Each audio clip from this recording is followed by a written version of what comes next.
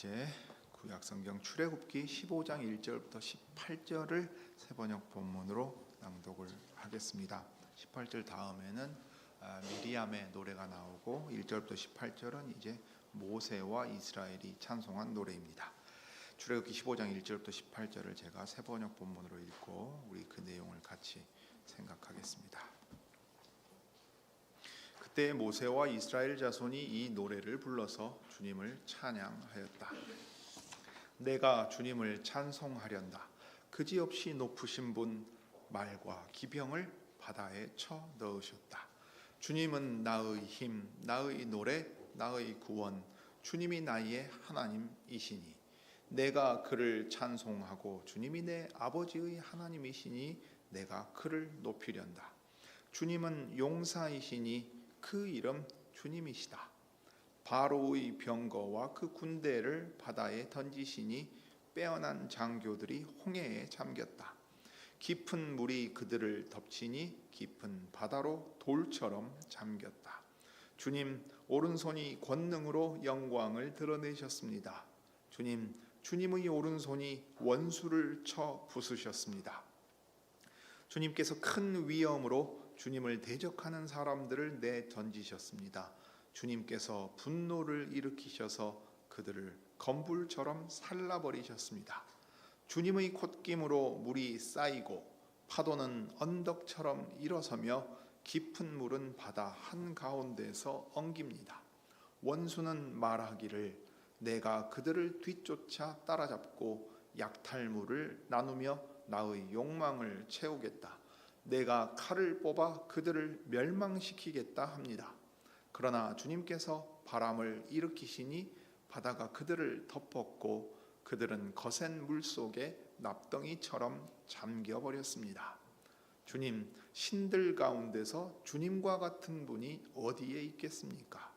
주님과 같이 거룩하시며 영광스러우시며 찬양받을 만한 위엄이 있으시며 놀라운 기적을 일으키시는 그런 분이 어디에 있겠습니까? 주님께서 오른팔을 내어 미시니 땅이 대적을 삼켜버렸습니다. 주님께서 한결같은 사랑으로 손수 구원하신 이 백성을 이끌어 주시고 주님의 힘으로 그들을 주님의 거룩한 처소로 인도하여 주십니다. 이 이야기를 듣고 여러 민족이 두려워서 떱니다. 블레셋 주민이 겁에 질려 있습니다. 에돔의 지도자들이 놀라고 모압의 권력자들도 무서워서 떨며 가나안의 모든 주민도 낙담합니다. 그들이 모두 공포와 두려움에 사로잡혀 있습니다. 주님의 권능의 팔 때문에 주님의 백성이 다 지나갈 때까지 주님께서 속량하신 이 백성이 다 지나갈 때까지 그들은 돌처럼 잠잠하였습니다. 주님께서 그들을 데려다가 주님의 소유인 주님의 산에 심으실 것입니다. 주님, 이곳이 바로 주님께서 계시려고 만드신 곳입니다. 주님께서 손수 세우신 성소입니다. 주님께서 영원 무궁토록 다스리실 것입니다. 자, 사랑하는 교회 여러분, 우리가 이제 출애굽기를 계속해서 좀 보고 있습니다. 이집트의 황제인 이 파라오라고 하는 왕의 칭호를 가진 이에게 모세와 아론을 보내셔서 내 백성 내 장자 이스라엘을 나를 예배하도록 보내라 했으나 이제 파라오가 듣지 않았습니다. 그래서 10가지 재앙을 내리시겠다고 말씀하시면서 이제 마지막 재앙이 뭐냐 하면 생명 있는 모든 첫째들, 그러니까 처음 태어난 생명 있는 모든 것들을 사람이나 짐승이나 다 죽이겠다 하고 말씀하십니다. 사실은 이 첫째는 말하자면 모든 생명을 대표하는 존재들이죠. 왜냐하면 사람도 자녀가 태어나야 하고 짐승들도 새끼가 태어나야 하잖아요. 그래야 그 생명이 이어지고 계속될 것 아닙니까? 근데 그 첫째가 그 태의 열매를 이제 대표하는 겁니다. 그런데 그 첫째들을 다 죽이신다는 얘기는 이집트에 살아있는 것이 하나도 남아있지 않게 만드시는 겁니다. 자, 문제는 이집트에 그 일을 행하시면 이집트에 같이 있는 이스라엘 백성은 어떻게 되겠어요?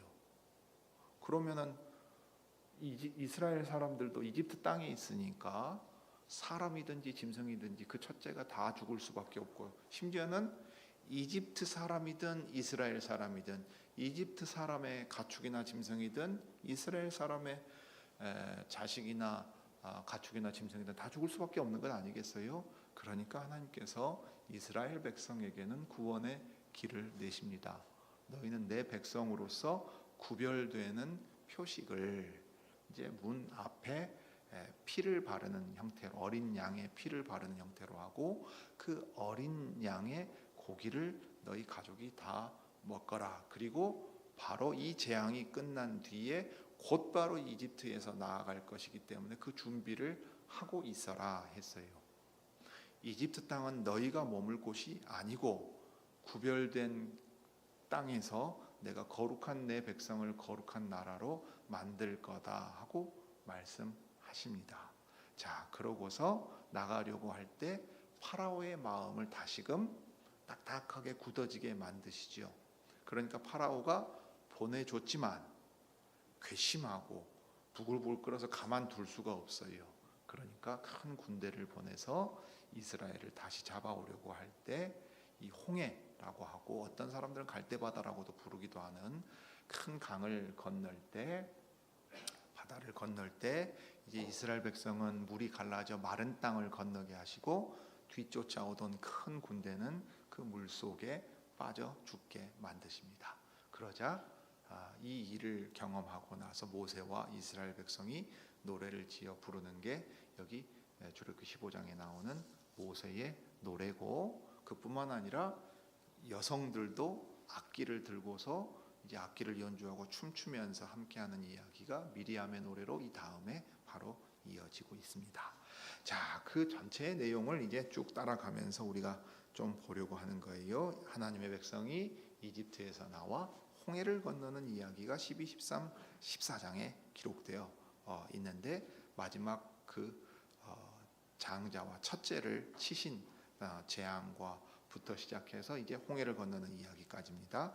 그 다음에 이제 15장 모세와 이스라엘 백성이 부른 찬송인데, 이제 모세의 노래라고 불리는 얘기입니다. 이것은 주님이 어떤 분이신가를 찬송할 뿐만 아니라 우리를 왜 빼내셔서 무엇을 하시려고 하는지를 찬송하고 있는 것에 우리가 주목하게 되겠습니다. 자, 12장부터 14장의 내용을 쭉 한번 보시죠. 자, 이제 마지막 10번째 재앙인데, 마지막 재앙이면서 가장 큰 겁니다. 모든 이집트의 모든 살아있는 걸 다 하나님께서 죽이셨다 하는 것을, 첫째, 사람의 자녀 중 첫째를 죽게 하시거나 또는 동물 가운데 첫째를 죽게 하심으로써 이 일을 행하십니다. 그런데 이 일이 결국은 무엇을 행하는 일이냐 하면, 너희가 큰 제국과 황제의 군대를 의지하고 있고 그 황제와 백성들은 신들을 의지하고 있구나. 그러니 이집트의 모든 신들을 내가 벌하겠다 하는 말씀을 주셨어요. 그러면서 이제 유월절 규례를 이스라엘 백성에게 말씀하시는 겁니다. 이 유월절이라는 말은 좀 어려운 말이죠. 한자로 돼서 우리 청년들이나 학생들은 좀 어렵게 느낄 수 있어요. 넘어간다는 얘기입니다. 넘어간다. 아주 쉽게 얘기하면 통과. 재앙이, 첫째를 죽이는 재앙이 이집트 땅에 있는 모든 사람에게 임하는데, 누구는 통과해서 그 재앙을 받지 않아요?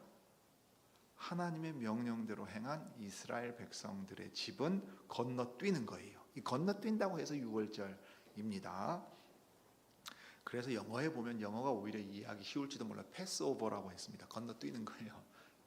여긴 지나치는 겁니다. 자, 그러면 뭘 지나치느냐 하면, 그날 밤에 내가 이집트 땅에 있는 처음 난 것을 모두 침으로써 모든 생명을 벌한다 하는 것을 보여주고, 이집트 땅의 모든 생명이 내 손 아래 있다 하는 것을 보여줍니다. 자, 그것을 보여주시면 결국 무엇이 드러나는 거지요? 태양신도 헛것이고 이집트 사람들이 섬기는 모든 신들이 헛것이지요. 생명과 죽음을 하나님이 친히 다 관장하고 계신다는 것을 보여주세요. 그러니 신들을 의지하여 너희가 마음을 그렇게 교만하게 먹고 여호와와 그의 보내신 이들을 대적했다면 내가 그 신들을 벌함으로써 내가 참 신이란 걸 드러내고 이스라엘 백성이 내 백성임을 드러내겠다 하셨어요. 그래서 그 일을 통해 이집트의 모든 신을 벌하겠다 하고 말씀하십니다. 예를 들면 우리가 세상 속에 살아갈 때 하나님께서 가서 무언가를 선포하게 하셨다고 하죠. 사람들이 코웃음 치겠죠. 무슨 말도 안 되는 소리를 와서 하고 있냐. 너나 잘하거라. 네 밥줄이나 잘 챙기고 밥이나 챙겨 먹어라. 여기 있다. 밥이나 사 먹어라 하고 돈 좀 쥐어줄지 몰라요. 그런 사람에게 여호와께서 뭐라고 말씀하시겠어요? 너희가 의지하는 너희 육체의 생명, 세상의 권력, 그리고 돈의 힘, 모든 것 내가 다 무너뜨려 버리겠다. 하루아침에 무너뜨려 버려서 내 말이 참되다는 것, 그리고 내가 참 신으로 온 세상을 창조하고 다스리는 것을 나타내 보이겠다 하는 말과 같은 거예요. 이집트 사람에게 보여주시고 이스라엘 사람이 볼 뿐만 아니라 또 누가 이 이야기를 듣겠습니까? 주변에 있는 모든 나라들이 이 이야기를 듣겠죠. 여러분, 한국에 엄청난 큰일이 일어났다 그러면은 어떤 나라들이 관심을 기울이겠어요? 요즘에 세상 모든 나라가 기울이겠지만 당장에는 북한이 그럴 거 아니에요. 무인기 드론을 띄웠으면 평양에 떨어져 있는 무인기 드론을 보면서 뭔 생각을 했겠어요? 당장에 쟤들은 왜 저러나, 무슨 목적이 있는가 분석하게 하고 대응 조치를 어떻게 되냐, 강경 메시지를 낼 거냐, 군사적으로 대응할 거냐, 외교적으로 조치할 거냐, 침묵할 거냐 할 거 아니에요. 자, 당장에 인접해 있는 북한, 그 다음에 일본, 그죠? 그 다음에 중국, 좀 더 하면 러시아, 그럴 거 아니에요. 요즘 같으면 미국도 우방국이라고 하면서 저 한국은 갑자기 왜 저런데 분석하게 할 거 아니에요. 정보 분석해서 취합해서 대통령에게까지 보고서가 올라가게 만들어서 유의미한 정보 분석을 통해 이 대응을 하게 할 것 아니냐 이 말이에요. 그러니까 이집트 사람도 보고 경험하고 이스라엘도 보고 경험하겠지만 이 소식은 즉각적으로 큰 나라 이집트에 일어난 일은 주변국에 다 알려져요. 에돔이나 모압이나 블레셋 사람들도 마찬가지로 듣게 되는 겁니다. 그러니 그 당시 사람들에게 온 세상의 소식이 퍼지는 거예요. 자, 그러면서 이 재앙이 이집트에 있지만 내 백성인 이스라엘 사람들에게는 임하지 않게 하기 위해서 유월절이라고 하는 절기를 제정하시면서 너희는 이렇게 하거라. 그러면 너희에게 이 재앙이 임하지 않고 너희가 구원을 얻는다 하고 말씀하십니다. 그게 뭐냐면 어린 양을 잡아라. 그래서 그 피를 받아다가 모세는 좀 더 구체적으로 매뉴얼을 줬지요. 우슬초에다가 피를 발라서 문설주하고 이렇게 발라가지고 이 집이 어린 양의 피가 발린, 여호와께서 명령하신 대로 순종하여 어린 양이 대신 그들을 대신해서 피를 흘린 이스라엘 백성의 집이라는 것을 보게 합니다. 그러니까 사실은 이 어린 양은 이스라엘 백성의 장자들, 사실 이스라엘 백성 전체를 대신해서 죽은 거예요. 그의 피를 문에 발라가지고서 그 피로 구원을 얻었다고 해도 과언이 아니고 그 유월절 어린 양의 고기를 먹음으로써 이집트 땅을 빠져나갈 수 있는 힘도 얻었던 겁니다. 여러분, 이 이야기를 들으면 여러 이야기가 떠오르지 않아요? 첫째, 무슨 이야기가 떠오릅니까? 예? 어떤 이야기가 떠오릅니까? 아브라함이 이삭을 바친 이야기가 떠오르지 않습니까? 번제할 어린 양을 대신 여호와께서 주님의 산에서 준비해 주십니다. 친히 준비해 주십니다. 그 어린 양을 대신 드려서, 외아들이잖아요. 외아들. 아브라함의 씨 외아들을 대신하는 어린 양을 여호와의 산에서 친히 준비해 주셨거든요. 그 여호와의 산으로 이끌어가기 위해서 이 백성에게 대신 준비하신 어린 양이 있고 그 어린 양이 피를 흘려요.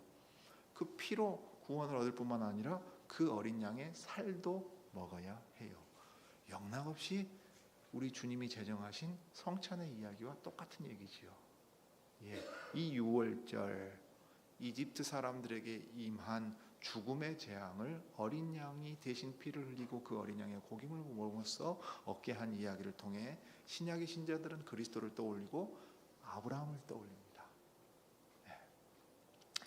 자, 그래서 너희가 살고 있는 집의 표적이니까 그 피를 보고 내가 너희를 넘어갈 것이니 너희가 이를 기념해야 한다고 말을 했어요.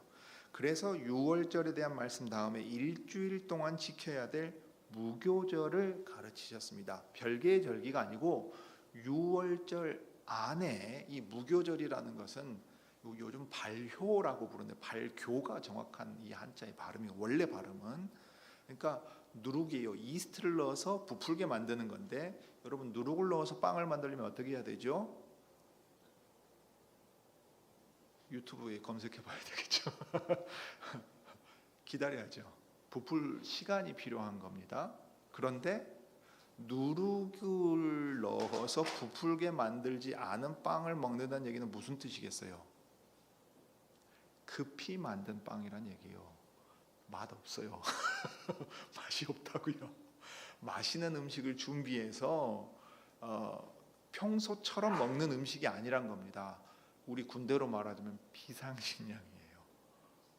패킹 돼가지고 전투하러 나가는데 그 취사병이 갑자기 압력밥솥 가지고 오고 가스레인지 켜고 저 후라이팬에다가 무슨 음식하고 있겠어요. 어떻게 해야 돼요? 최대한 빨리 먹고 팍 움직여야 된단 말이에요. 지금 그런 상황인 거예요. 그러니까 무교절은 일주일 동안 시작할 때와 끝날 때에 안식일과 같이 만드셨어요. 그래서 이 유월절은 큰 명절입니다. 큰 명절. 왜냐하면 안식이 2번 있는 거예요. 시작과 끝에 2번 있는 거예요. 그러니까 예수님 달려 죽으실 때 유월절 만찬을 행하는 이유가 큰 명절이어서 안식일이 2번 나오는 이유가 거기에 있어요. 요한복음에 이걸 읽을 때 큰 명절이라는 말은 그냥 지나치기 쉬운데 유월절이라는 얘기입니다. 안식일이 처음과 끝에 있어요. 무교절이에요. 누룩 넣지 않고 급히 서둘러서 이집트를 빠져나가야 되는데 어떻게 해서 우리가 이집트 땅에서 구원을 얻었느냐, 또는 신약식으로 치면 어떻게 바벨론에서 멸망하지 않고 우리가 구원을 얻었느냐라고 말한다면 유월절 어린 양의 피와 그 고기를 먹음으로써 그렇게 되었다 하는 것을 이제 가르쳐 주십니다. 그렇게 해서 이스라엘이 이집트를 떠나가게 되죠. 여러분 얼마나 큰 재앙입니까? 장자와 큰 아들과 첫째 아들과 첫째로 태어난 짐승들이 다 죽었어요. 사람이든 동물이든 이집트에 살아남은 존재가 하나도 없다는 것을 보여주셨습니다. 우리 옛날 우리말로 줄초상이에요. 국가적인 대재앙을 맞은 겁니다. 그러니 파라오가 더 이상 어찌해 볼 수 없어서 얼른 데리고 나가라 하고 보내줍니다. 그리고 여호와께서 약속하신 대로 이집트 사람들 가운데 큰 두려움이 있었을 거 아니에요. 그 사람들도 다 들었을 거예요. 이런 일이 왜 생겼나? 저 이스라엘 사람들의 신인 야훼가 우리 이집트 신들을 벌주고 우리 파라오와 관료들과 우리 백성들을 심판하신 일이다. 빨리 저들을 내보내야 한다 하면서 어떻게 해요? 호의를 입게 하셔요. 마치 큰 승리, 전쟁에서 큰 승리를 거두고 노략물을 가지고 가는 것처럼. 여러분 군대가 큰 승리를 하면 어떻게 합니까? 그 패배한 사람들의 재물을 그 군사들이 가지고 가게 둬요. 옛날에 중세도 그러했습니다만은 예를 들면 전쟁을 하면 군대를 끌고 가잖아요. 근데 오늘날처럼 이 군인들이 군인 공무원이 아니에요. 월급 받는 사람이 아니라고요. 그냥 징집해다가 전쟁을 몇 년이고 싸우게 하면 어떻게 돼요? 뭐 자기들은 뭐 먹고 살아요? 돌아가서 뭐 해요? 그러니까 어떻게 하죠? 약탈하게 시간을 주는 거예요. 네. 용병에게 임금을 주기도 하겠지만 군인에게 줄 수도 있어요. 녹을 줄 수도 있지만 기본적으로 어떻게 하냐면 전쟁에서 이기면 가서 너희들 마음껏 예를 들면 3일을 준다 그러면 너희들 마음껏 가서 노략질을 하라는 거예요. 이게 이제 전쟁에 승리했다는 걸 대표적으로 보여줍니다. 그러면 전쟁에 승리한 뭐가 있죠? 일개 말단 사병들도 가서 재물을 막 가지고서 자기가 지고 갈 수 있는 모든 걸 다 들고 가는 거예요. 이 그 노략물의 그 즐거움, 전쟁에서 승리의 즐거움을 대표적으로 보여주는 겁니다. 이집트에서 용사이신 여호와께서 승리하시니까 이스라엘 백성들이 그분의 군대가 되어서 마치 전쟁에서 승리해서 노략질한 것처럼 이집트 사람들에게서 예물을 받아서 큰 재물을 가지고 이집트에서 나오게 하셨습니다. 그런데 급히 쫓겨나가는 거지요. 그러니까 어떻게 하냐면 옷을 입을 때도, 여러분 요즘 풀메한다 그러죠, 여성분들. 메이크업 전체 화장 전부 다 하는데 몇 시간 걸리겠어요? 머리 손질하고 하는데도 몇 시간 걸려? 그런 거 못 한다는 얘기예요. 그냥 바로 나가야 돼. 바로. 그러면은 집에서 곰돌이 그려진 잠옷 입고 나온 것처럼 급히 옷 입고 허리띠만 딱 메고 짐 챙겨가지고서 바로 나가야 되는 거예요. 그러니까 이제 이 무교절을 지킬 때의 규례로 나중에 그런 얘기를 꼭 하십니다. 그들이 이집트에서 급히 쫓겨나왔으니까 먹거리를 장만할 겨를이 없지요. 누룩으로 부풀릴 수 없지요. 그러니까 무교절이라고 부풀리지 않은 빵을 먹는 겁니다. 맛없는 빵이에요. 복장도 다 준비된 복장이 아니에요. 급하게 어딘가 움직이면서 가야 되는 복장으로 있었어요. 그래서 마침내 430년이 끝나는 바로 그날, 아브라함에게는 400년이라고 하셨는데 정확하게는 430년인데 심지어 430년이 끝나는 바로 그 날짜까지 딱 맞춰서 여호와께서 이스라엘 백성을 꺼내십니다. 자, 그런데 꺼내시는데 이스라엘 백성을 뭐라고 표현했습니까? 주님의 모든 군대가 이집트 땅에서 나왔다 했어요. 그러니까 지금 전쟁 상황인 겁니다. 전쟁. 이집트와 전쟁을 했던 거예요. 여호와께서 친히 대장이 되셔서 행하시는, 용사이자 대장이 되셔서 행하신 전쟁이었잖아요. 이스라엘 백성은 말하고 기다렸어요. 명하는 대로 했어요. 가나안 땅에 들어갈 때도 그러하죠. 사실 여호와의 전쟁은 여호와께서 친히 행하시고 그 군대는 그것을 지켜보는 존재들입니다. 그러니 이스라엘 백성은 그 용사이신 장군이신 주님의 군대로 그분이 행하신 일들을 보고 이제 나아가게 됩니다. 그러니까 여러분, 우리가 성경을 읽을 때 뭐 1년에 성경 일독 해야 되겠다고 5경부터 시작하면 어디서 잘 걸려요. 저 출애굽기 성막 만드는 데부터 걸리고, 레위기 가면 자빠지고, 민수기는 무엇인가 하다가 이제 덮어버리죠. 신명기까지 잘 못 갈 때가 많아요. 민수기라는 말, 여성 이름이 아니고 백성의 수를 세는 거잖아요. 왜 숫자를 셀까요? 민수기 전체가 뭘 말하고 있죠? 지금 여기서 출발하는 거예요. 군대 대장이신 주님이 친히 자기 군대를 이끌고 나가니까 어떻게 해야 돼요? 항상 싸울 준비가 되어 있고 각 진별로 진영을 잘 갖추고 있어야 돼요. 근데 이게 지파별로 있는 거죠. 그러니까 점호하는 거예요. 점호. 남성분들은 아시죠? 아침에 점호하고 자기 전에 점호하고 뭐 하러 가면 숫자 세고 그러는 거예요. 군대 숫자 파악하는 거예요. 싸울 준비가 되어 있고 이 사람이 여호와의 군대로서 이 싸움을 싸우는 과정이 전부 지금 가나안 땅에 들어가기까지 있는 겁니다. 자, 그것을 기억하고 있으면 이 노략물, 승리하여 노략물을 받는 것과 같은 거예요. 자, 그래서 주님의 모든 군대가 이집트 땅에서 나왔으니까 항상 싸울 준비가 되어 있고 누구와 어떻게 싸워야 되는지를 잘 알아서 이 전쟁이 어떤 전쟁인지를 배워야 합니다. 자, 그럴 때 이제 13장에 가면 주님께서 이집트 땅에 있는 모든 처음 난 것을 죽이십니다. 처음 난 건 대표고 상징이죠. 대신하는 것입니다. 다 죽이셨어요. 이집트의 모든 것들이 생명이 없어졌습니다. 그래서 이스라엘 백성은 어떻게 하냐면, 우리도 저들과 똑같이 다 죽을 수밖에 없는 존재들이었으나 여호와께서 유월절 어린 양을 통해서 우리를 구원해 내셨으니까 속전을 내는 거예요. 우리도 죽은 사람과 똑같은 거예요. 그런데 하나님께서 살려주신 거예요. 다시 이삭을 바친 사건을 떠올려 보세요. 우리의 생명이 어린 양으로 말미암아 대속을 얻은 것이 되는 거예요. 속전을 내도록 하게 했고, 사실은 이걸 통해서 이스라엘 백성은 뭘 더 생생하게 배우냐면, 우리의 첫째 아들로 대표되는 우리 전부가 여호와께서 값주고 사신 것이다 하는 것을 배우는 거예요. 이 구원이라는 말에 특별히 구속, 대속이라는 개념을 아주 철저하게 가르치신 것입니다. 그래서 처음 태를 열고 나온 모든 수것을 주님께 제물로 바쳐서 모두 대속한다는 개념을 지금 드립니다. 그러니까 이스라엘 백성은 자기 원하는 대로 사는 백성이 아니에요. 여호와께서 어린 양의 피로 값주고 심지어 그 어린 양의 살까지 먹이심으로써 산 백성이니까 너희는 내 것이라 하는 것을 철저하게 보여주십니다. 하나님의 진노의 저주와 심판이 이 하나님의 은혜 밖에 있는 사람들에게 임하고 그들 또한 그 저주를 받아 마땅한 자들이었으나 여호와께서 친히 우리를 구속하셨다 하는 것을 배우시는 거죠. 배우게 하신 겁니다.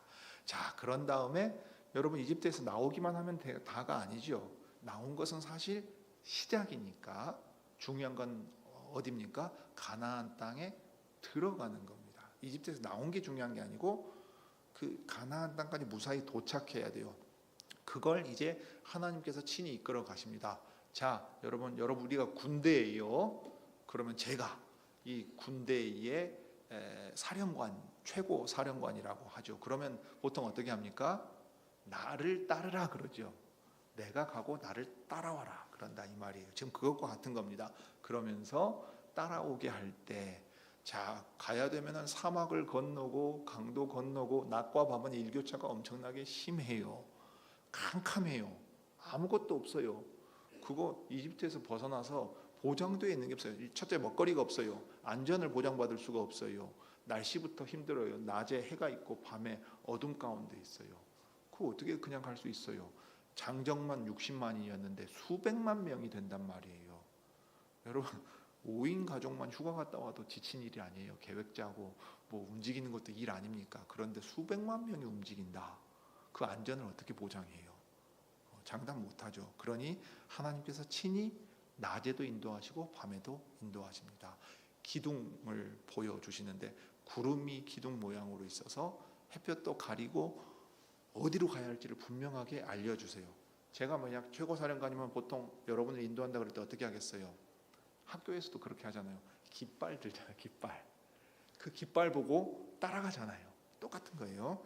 낮에는 구름 기둥이 있고 밤에는요. 잘 보여야 되죠. 불기둥입니다. 밤에는 불기둥으로 하셨어요. 그 다음에 이렇게 이스라엘 백성을 인도하실 뿐만 아니라 문제는 구름 기둥과 불기둥이 있으면 누구도 봐요? 뒤에 따라오던 파라오의 군대도 보잖아요. 똑같이 보이니까. 그런데 구름 기둥과 불기둥으로 그 군대를 혼잡스럽게 만드시고 더 나아가서 이스라엘은 물이 갈라지게 만드셔서 나중에 15장에 보면 여호와의 콧김 얘기가 나오는데요. 큰 바람이 일어서 물이 넘치지 못하게 한 거예요. 그러니까 땅이 마른 것처럼 길이 갈라지게 나오고 이스라엘 백성 거기를 건너는데 쫓아오던 이집트의 군사들은 기병과 이제 보병들이 있었을 거 아니에요. 그러니까 병거라고 할 때는 우리로 치면 전차부대예요. 우리 진짜 오늘날로 치면 전차부대, 최첨단 정예 전차부대하고 보병들이 르르륵 오는데 뭐 사령관도 있고 군대 지휘관도 있을 거야. 다 물이 갑자기 이제 싹 다시 제자리로 가니까 수장되어 버렸다 하는 그 놀라운 일을 통해서 이제 이집트에서 이스라엘 백성들을 꺼내 오십니다. 자, 그래서 이제 13장에서 이제 나는 바로와 그 군대를 물리침으로써 나의 영광을 드러낼 것이라고 했고요. 이제 14장에 가면 홍해를 건너려고 할 때 이제 무슨 마음이 드냐면 이집트에서 군사들이 쫓아오는 것을 이스라엘 사람들이 볼 거 아니에요. 여러분 우리가 100명만 이동한다 하더라도 군대가 쫓아오면 우왕좌왕하다가 그냥 그 자리에서 흩어져 버릴 거예요. 수백만 명인데 그러면 그 상황에서 사람들이 어떤 생각이 들겠습니까? 야, 우리 다 죽게 생겼다. 그럼 뭐한데 이집트에서 나와가지고 이렇게 되느냐 하고서는 원망이 일지 않겠어요? 그래서 모세가 하나님의 백성에게 이 말을 합니다. 이집트의 파라오의 권력이 아직 살아있고 이집트의 그 큰 군대가 쫓아와서 우리를 죽이려고 할 것 같은 그 상황에 당신들은 가만히 서서 주님께서 오늘 당신들을 어떻게 구원하는지 지켜만 보십시오. 지켜보기만 하십시오. 하고 얘기를 했어요. 시편 46편에 너희는 가만히 서서 주가 너희 구원하심을 알아라. 너희의 왕되심을 알아라 하고 말하는 것과 같아요. 시편이 노래하는 게 지금 이 사건에서 비롯된 찬송이 계속 반복되는 얘기입니다. 오늘 하나님의 백성이 우리에게도 하시는 얘기지요. 우리는 항상 두려움이 있어요. 불안합니다. 염려해요. 그럴 때 성경에서 가장 많이 사용된 말이 뭐냐면 두려워하지 말라요. 두려워하지 말라. 두려워하지 말고 너희는 가만히 서서 내가 어떻게 하는가 지켜보아라. 하나님께서 친히 우리를 인도하신다 하는 얘기를 했습니다. 그 다음에 이제 15장에 가면 모세와 이스라엘 백성이 이제 이 일을 겪고 나서 찬송하는 내용입니다. 물론 그 중간에 이제 다른 얘기들이 또 좀 있지요. 자, 그 다음에 이제 15장 다음에는 우리가 잘 아는 대로 마라라고 하는 이 쓴 물에 대한 이야기가 나오고 그 다음에 만나와 메추라기 이야기가 나오기도 하는데 15장까지가 이제 이집트에서 나와서 홍해를 건넌 이야기를 이제 딱 마무리 짓는 얘기입니다. 그럼 모세와 이스라엘 자손이 찬송했다 그랬어요. 모세가 노래를 지었고 이스라엘 백성으로 이 찬송을 같이 부르게 하고 같이 불렀어요. 그러면 이것은 하나님의 백성들이 부른 찬송입니다. 그러면 이 찬송에서 노래하는 여호와는 누구신가 하면 대표적인 얘기는 주님은 용사이시다 하는 거예요. 여러분 제2차 세계대전을 승리로 이끈 주역이 있었다. 그럼 여러분 어떤 대접을 받겠어요?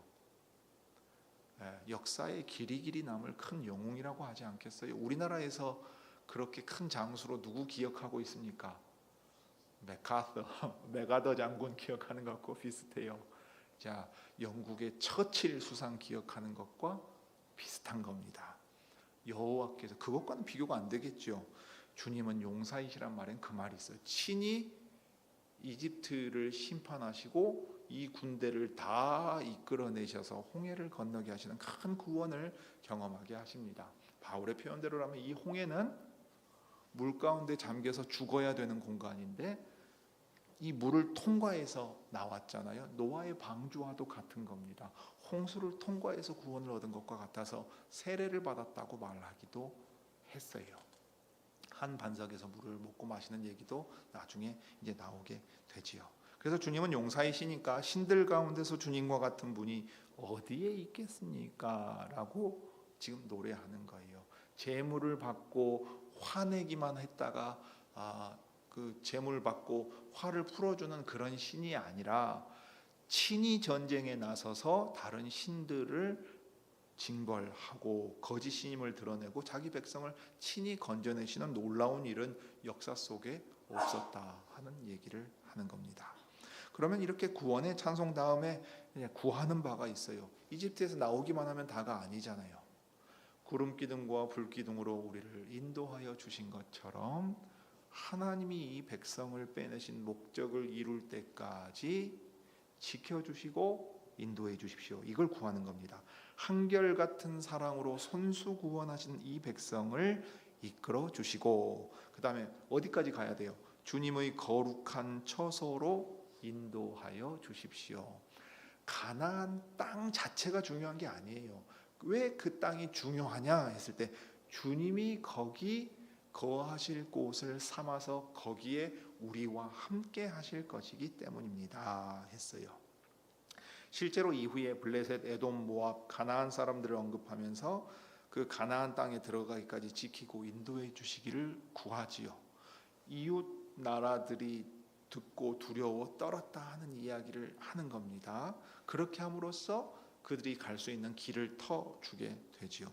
그러면서 이 아말렉에 대한 심판이 나오는 얘기가 또 이제 연결되는 겁니다. 나중 얘기고요. 자, 이집트에서 나온 이스라엘이 그러면 가야 할 곳이 어디냐 하면 주님의 거룩한 처소라고 그랬습니다. 원래 이 주님 여호와는 하늘에 계시지요. 그런데 땅에 자기 백성과 함께 할 처소를 마련해 두신 겁니다. 그곳이 어디냐? 주님의 소유인 주님의 산에 심으실 것이다 하고 얘기했어요. 그게 거룩한 산 시온산이라는 겁니다. 저 호렙산에서 나타나셔서 주님의 거룩하심을 보이신 그분이 주님이 우리와 함께 하시겠다고 우리 하늘에서 내려오셔서 함께 계실 곳을 가나안 땅에 있는 한 거룩한 산을 구별해 두셨다 하는 거예요. 여기 심으셨다 했습니다. 여러분, 심으셨다 이 말이 창세기 2장에 사용되고 똑같은 단어예요.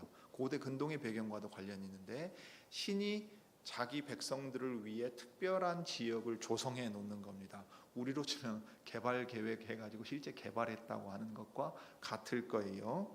수완지구, 상무지구 이런 느낌이에요. 창세기에는 에덴에 있는 동산, 언덕을 구별을 해주셨죠. 모세 시대는 어디입니까? 가나안 땅에 그것을 구별해 두신 거면 같은 단어로 똑같이 쓰인 거예요. 자, 그래서 왜 그렇게 하셨느냐면 이곳이 바로 주님께서 계시려고 만드신 곳입니다. 주님이 거하신다 하는 거예요. 그러면서 주님께서 손수 세우신 성소입니다. 창조 때 사람이 거하던 에덴에 있는 정원과 같은 곳이 가나안 땅에 여호와께서 계시면서 거룩한 산 성소와 성전을 두시고 거기서 백성을 만나시는 거예요. 자, 그러면 이스라엘 백성은 어떤 존재입니까? 아담과 하와 첫사람이 그 구별된 곳에서 하나님을 섬기는 사람이 된 것처럼 그들도 거룩하게 구별된 곳에서 하나님만을 섬기는 존재죠. 이게 제사장들인 겁니다. 나중에 이제 시내산 언약을 맺을 때도 구체적으로 나옵니다. 이 모든 일을 행하신 목적이 무엇입니까? 거룩하게 구별된 곳에서 구별한 백성을 만나시는 거룩한 하나님이 그 나라를 영원토록 세워서 다스리시기 위함이라고요. 창조 때부터 이 구원의 일은 일관된 목적을 가지고 나아갑니다. 영광의 하나님께서 자기 백성들과 함께 거룩한 나라를 이 땅 위에 세워 다스려 가시는 것입니다. 이게 이제 죄악을 심판하시고 자기 백성을 선택하여 불러서 정한 곳에 두시는 목적이 됩니다. 모세 노래는 이것으로 끝나죠. 주님께서 영원 무궁토록 다스리실 것입니다. 창조도 그렇게 끝나요. 이렛날에 하나님이 창조하시던 모든 일에서 손을 떼고 쉬셨으므로 그 날을 복되게 하시고 거룩하게 하십니다. 시간을 거룩하게 하셨고 공간도 구별되게 거룩하게 하셨죠. 그러니까 이제 영원 무궁토록 다스리게 되는 일이었고, 다스림을 받고 사람은 하나님의 뜻대로 행하게 하셨어요. 그래서 이 일을 진행해 갈 때 여호와 하나님이 동쪽에 있는 에덴의 동산을 일구시고 심으신 거예요. 창설하셨다고 번역했는데 그 구역을 구별하여 정돈해서 그 일을 행할 수 있게 그 지역을 특별하게 만드신 거예요. 사람을 거기다 두신 겁니다. 자, 신약에 오면 그리스도께서 자기 백성 가운데로 오십니다. 요한복음 1장 14절에 그 말씀은 육신이 되어 우리 가운데 사셨다 해서, 여기 육신이 되어 우리 가운데 사셨다고 하는 말은 장막을 쳤다는 말입니다. 모세의 노래에서 얘기한 것처럼 성소를 세우신 것과 같은 말이에요. 하나님 자신이 친히 성전이 되시고 사람이 되셔서 자기와 연합하여 그들과 함께 살려고 하셨단 말이에요. 이게 이제 이사야 선지자가 말한 바 임마누엘입니다. 하나님이 우리와 함께 계신다. 하나님이 우리와 함께 영원토록 사시면서 영원토록 다스리신다. 우리가 그분의 백성이고 그러니 거룩한 제사장으로서 그분을 거룩하게 섬기며 살아야 한다 하고, 너희를 왜 구별하여 불러내고 이집트에서 꺼내서 가나안 땅에 들어가게 하셨는지를 모세의 찬송을 통해 우리에게 들려주고 계십니다. 예수 그리스도 안에서 우리가 이와 같은 큰 구원을 얻은 사람들입니다.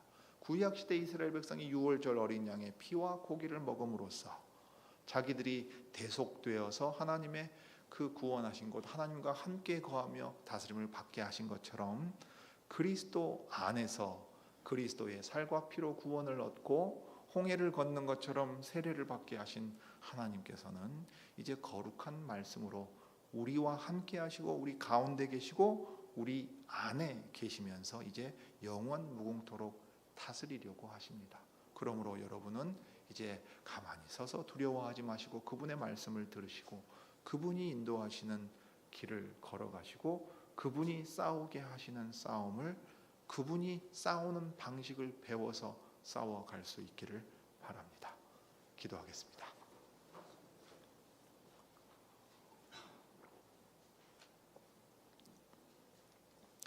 크신 하나님, 우리 아버지, 세상 모든 신들을 징벌하시고 하나님만이 홀로 참 신이시며 하나님의 생명과 사망과 복과 저주를 내려주시는 분이심을 오늘 이스라엘 백성에게 가르쳐 주신 것을 보았습니다. 하나님의 백성 모두가 이것을 깨달아야 하겠고, 그리하여 두려워 떨거나 염려와 근심으로 가득할 때 가만히 서서 우리의 왕이신 여호와께서 어떻게 싸워 이기시는지 보아야 하겠습니다. 주님, 그러므로 예수 그리스도 안에서 우리와 함께 하시고 우리 안에 거하시면서 우리를 거룩한 성전 삼으신 하나님의 놀라운 계획이 이제 이루어져 갈 때 주님, 참으로 우리가 하나님만을 섬기는 이들이요 오직 주님이 값주고 사신 백성인 것을 기억하여 우리의 시간과 우리의 생명과 물질과 모든 것을 주님의 뜻대로 사용하며 주님을 기쁘시게 하는 이들이 되게 해 주옵소서. 주 예수님의 이름으로 기도드립니다.